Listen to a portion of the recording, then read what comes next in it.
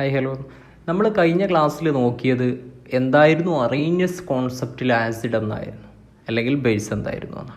നമുക്കറിയാം അറീനിയസ് കോൺസെപ്റ്റിൽ എന്തായിരുന്നു acid. Acid is giving H plus ion in aqueous solution. അതുപോലെ തന്നെ ബേസ് എന്താണ്, gives OH minus ions in aqueous solution. അപ്പോൾ ഇനി നമുക്ക് നോക്കാനുള്ളത് രണ്ടാമത്തെ ആളായിരുന്നു ആര്, ബ്രോൺസ്റ്റഡ് ലോറി.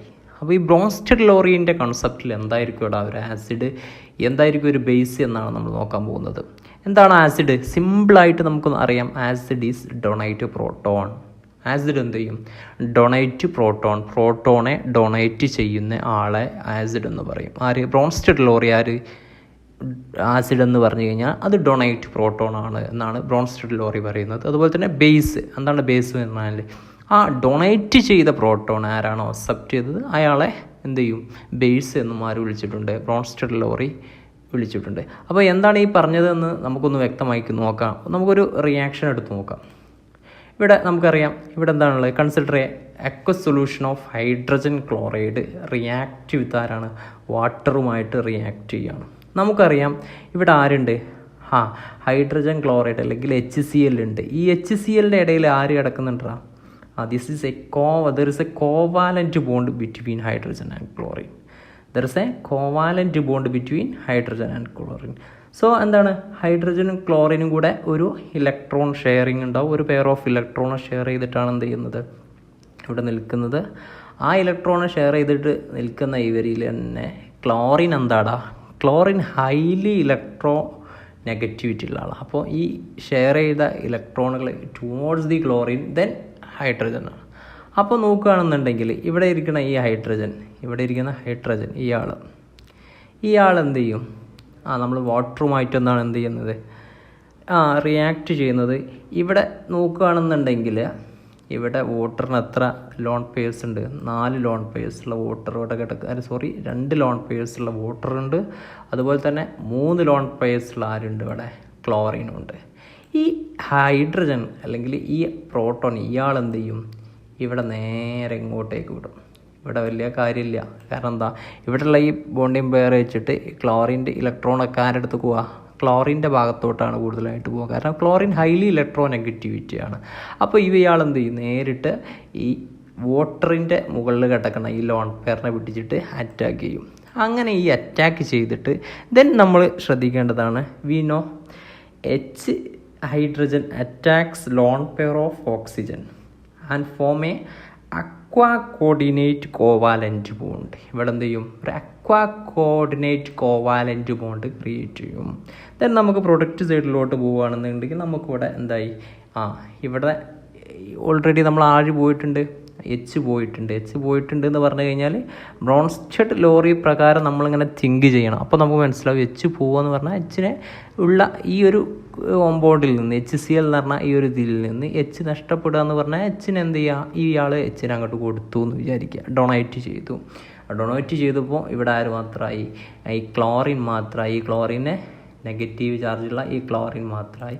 ദെൻ എൻ്റെ ക്വസ്റ്റ്യൻ ഇതാണ്, ഈ എച്ച് പോയി കഴിഞ്ഞ് ഇവിടെ ഒരു ഫോം ബോണ്ട്, ഇവിടുത്തെ ഈ 2 ലോൺ പെയറിനെ മാറ്റിയിട്ട് അവിടെ ആര് ഫോം ചെയ്യൂടാ?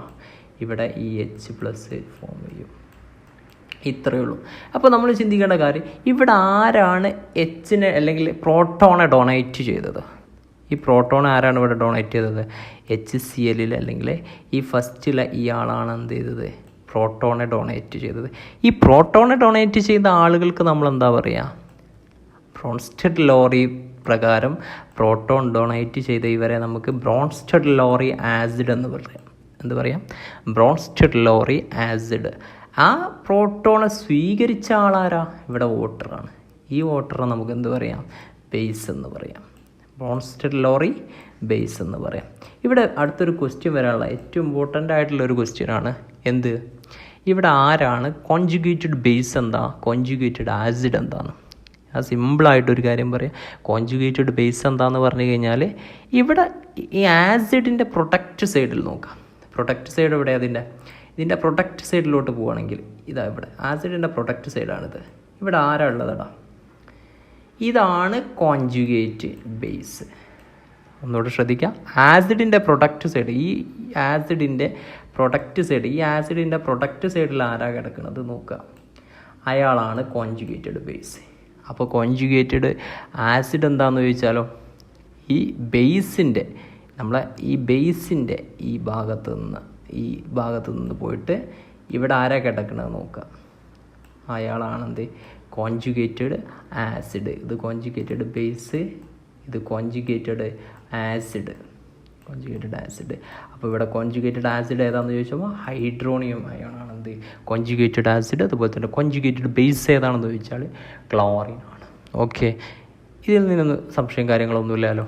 ഓക്കെ, അപ്പോൾ നമുക്ക് പറയാം ഇവിടെ എങ്ങനെയായിരുന്നു ഈ റിയാക്ഷൻ നടന്നത് വളരെ റെപ്രസെൻ്റ് നമുക്ക് നോക്കാം. ഇവിടെ എച്ച് നേരെ ഇങ്ങോട്ട് ജമ്പ് ചെയ്തു, അവിടെ ഈ ലോൺ പേഴ്സിനെ അറ്റാക്ക് ചെയ്തിട്ട് അവിടെ കയറി കൂടി. അതായത് ചുരുക്കി പറഞ്ഞു കഴിഞ്ഞാൽ ഈ ആൾ എന്ത് ചെയ്തു, ഈ എച്ചിനെ ഡൊണേറ്റ് ചെയ്തു. ആർക്ക്? വാട്ടറിന് ഡൊണേറ്റ് ചെയ്തു. വാട്ടർ അത് സ്വീകരിച്ചു. അതുകൊണ്ട് വാട്ടറാണ് സ്വീകരിച്ച ആൾ, വാട്ടറാണ് ബേസ്. അതുപോലെ തന്നെ ആ ബേസ് എവിടെയാണ് കിടക്കുന്നത്, ആ ബേസിൻ്റെ പ്രൊഡക്റ്റ് ഭാഗത്തുള്ള ആളാണ് കോൺജുഗേറ്റഡ് ആസിഡ്.